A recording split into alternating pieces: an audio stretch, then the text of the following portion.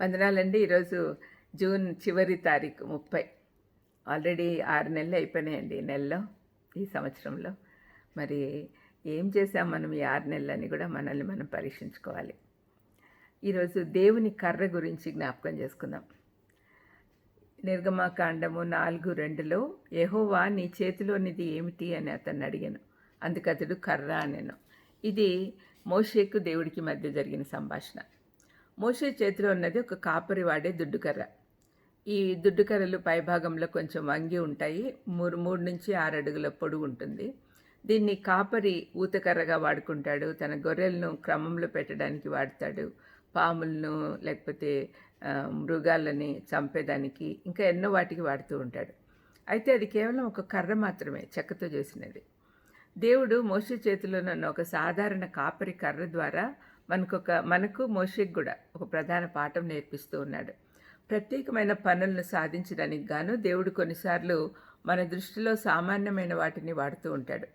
అది నీ స్వరమై ఉండొచ్చు, నీ కలము, ఒక సుత్తి, నీ చేతిలోని చీపురు, ఒక సంగీత వాయిద్యము, ఇలాంటివి. ప్రత్యేకమైన తలాంతులుంటేనే దేవుడు మనల్ని వాడుకుంటాడు అన్న అపోహ తొలగించుకొని మన అనుదిన జీవితంలోని పనులను కూడా వాడుకోవటంలో మనం అడ్డుకోకూడదు. తన సామాన్యమైన కర్రను దేవుని చేతిలో పెడితే అది ఎంత శక్తివంతమైనదిగా మారుతుందో మోషే తెలుసుకోలేకపోయాడు. ఆ సమయంలో మోషే తన మామ మందను కాచుకుంటూ కొంచెం రిటైర్మెంట్కు దగ్గరగా ఉన్నవారిలాగా జీవిస్తూ ఉన్నాడు. తన భవిష్యత్తుపై ఎలాంటి నిరీక్షణ లేకుండా తన కలలన్నీ చెదిరిపోయానని నిరాశతో ఉండి ఉండొచ్చు. తన వారంటూ ఎవరు లేరు, అందరితో సంబంధాలు తెగిపోయినాయి.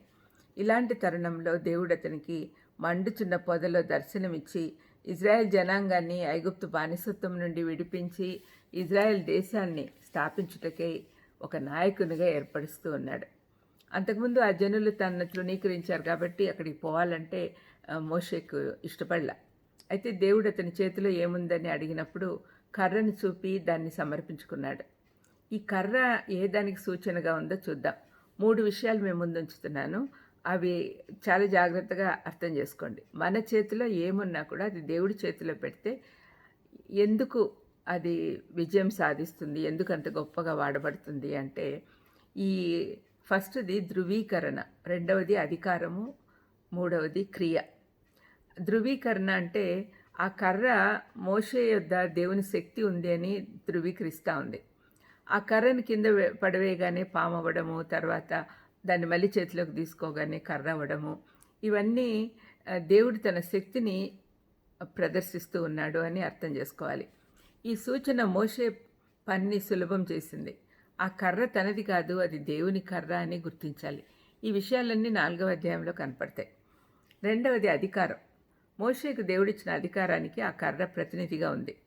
మోషే ఇక నుండి ఏం మాట్లాడినా అది దేవుని మాటలుగా, ఆయన పక్షాన మాట్లాడుతున్నట్లుగా ఉంటుంది.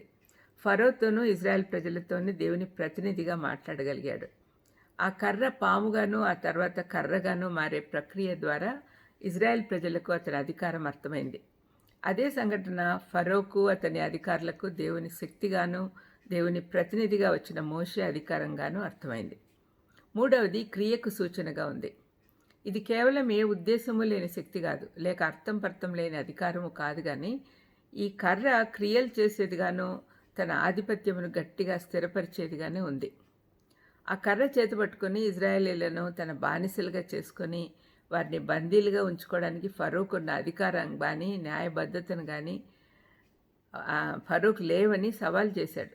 అంటే ఆ కర్ర చేతిలో ఉన్నప్పుడు అది దేవుని కర్ర కాబట్టి మోషేకు శక్తి వచ్చింది. శక్తి వచ్చి ఆ కర్ర ద్వారా ఎన్నో క్రియలు చేయగలిగాడు.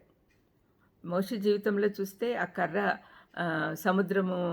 ఎర్ర సముద్రం దాటేటప్పుడు దాన్ని కర్ర ముందు చూపించినప్పుడు సముద్రం విడిపోవడము, 6 నేలను నడవడము చూస్తున్నాం.